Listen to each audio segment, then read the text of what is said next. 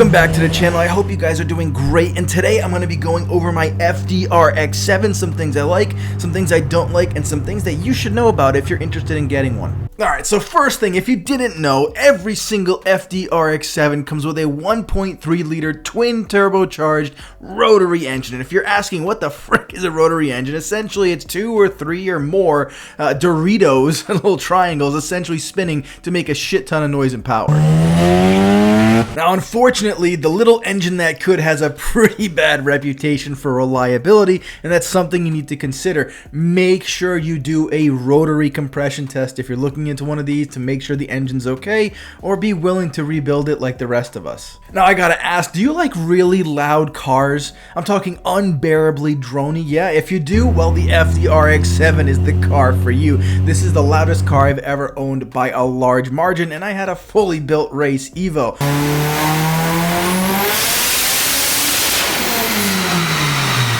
Honestly, sometimes you gotta use hearing protection because these cars are so damn loud.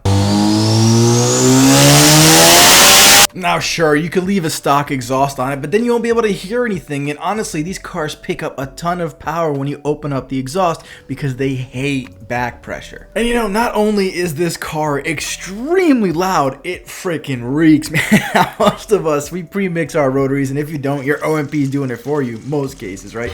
But I'm gonna tell you, this thing's gonna smoke, it's gonna reek, I mean, for us guys, I guess, sure, like, we don't really care, but like, I can't get my significant other to get in this car and go out for a cruise anywhere because you're just gonna absolutely smell of premix and gas. Now, does it get better? Yeah, I mean, the interior is pretty damn dope. Look at it, it's like a freaking fighter jet. You're just snug in here, but you know what?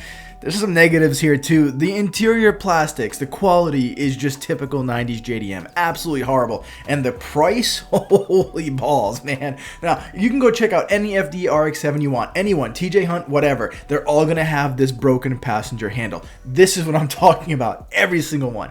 And like, I just bought a brand new center console, shifter bezel, and shifter boot. The rest of the plastics were okay. 94 textured, all that good stuff. Put in the comments below what you guys think those 3 parts cost me. Honestly, because all the clips were broken, completely broken off. Oh, and by the way, the interiors are actually different between USDM and JDM, and you're probably saying, well, yeah, no shit. One's left-hand drive, one's right-hand drive, and you're not wrong, but that's not the only difference.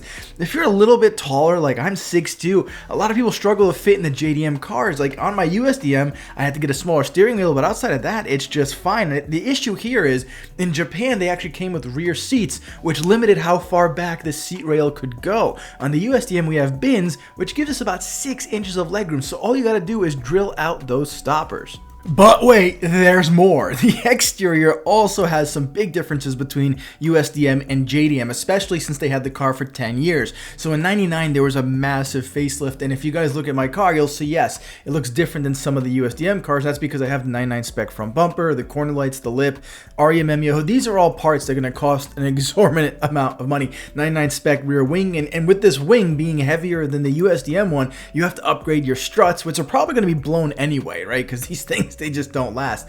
The privacy cover, all the plastics back here are outrageously overpriced. It's crazy. Even the 99 spec taillights, good luck, find a pair. They're gonna cost you, $700. It's just one of those things where you got to be ready to pay to play, right? And getting to a point where I think episode 2 or 3 of rebuilding my RX7, I said, screw it, I'm just gonna go to Home Depot, and I picked up some plywood, I had some carpet, and I made my own trunk to kind of house my battery and my fire extinguisher, right? By the way, the H3R fire extinguisher is awesome. I have used it, not on this car, thankfully, but it's a really nice piece, and I'll have it linked in the description below. But something you need to also be aware of is you might just have to restore some of the plastics, and this vinyl and fabric paint is freaking awesome for that. Honestly, don't sleep on it, use it, and this will save you a shit ton of money. But it doesn't end there. You also have to realize there's a lot of upkeep and maintenance. I mean, I literally have like 12 to 20 spark plugs on hand at all times. You're going to be swapping them non-stop. That, and honestly, because it's a rotary, you're going to be constantly doing oil changes in premix. I mean, I have a year's supply or several years supply of premix and a bunch of oil because I'm changing my oil all the time. There's a lot of blow-by when you get into these pressure zones, right? So it's just something to understand. If you start modifying your car, there's a lot of upkeep when it comes to a rotary RX7. And that brings me to my last point, which is a lot of us are going to end up modifying our RX7.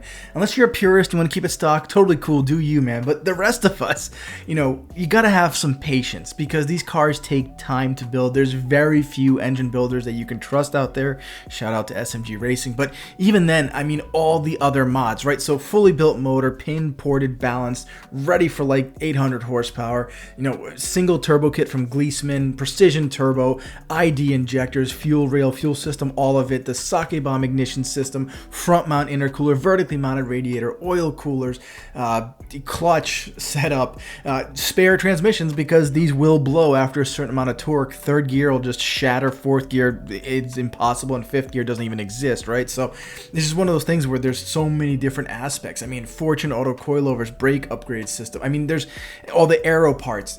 These cars are going to take time, especially with a build like this. So just remember, if you are looking for an FD RX7, find a good one to start off with and understand it's going to take time.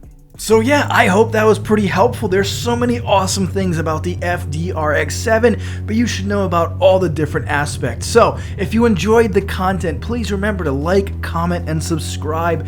Be really helpful if you could have some engagement on this video, and I'll see you guys on the next one.